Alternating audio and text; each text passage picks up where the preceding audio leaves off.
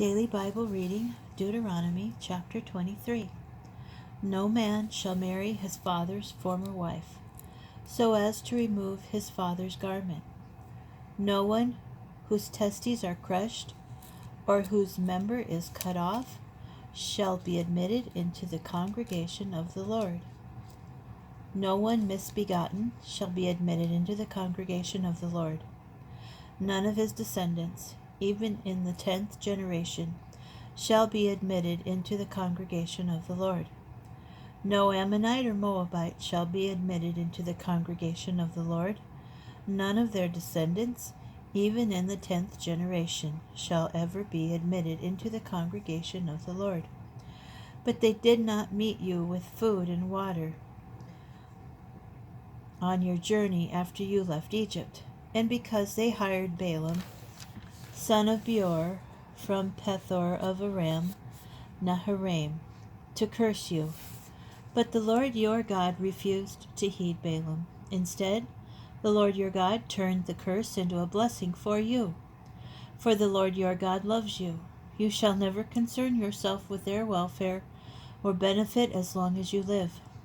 You shall not abhor an Edomite, for he is your kinsman. You shall not abhor an Egyptian, for you are a stranger in his land. Children born to them may be admitted into the congregation of the Lord in the 3rd generation. When you go out as a troop against your enemies, be on your guard against anything untoward. If anyone among you has been rendered unclean by a nocturnal emission, he must leave the camp, and he must not re-enter the camp. Toward evening he shall bathe in water, and at sundown he may re-enter the camp. Further, there shall be an area for you outside the camp, where you may relieve yourself. With your gear you shall have a spike, and when you have squatted you shall dig a hole with it and cover up your excrement. Since the Lord your God moves about in your camp to protect you and to deliver your enemies to you, let your camp be holy. Let him not find anything unseemly among you, and turn away from you. You shall not turn over to his master a slave who seeks refuge with you from his master.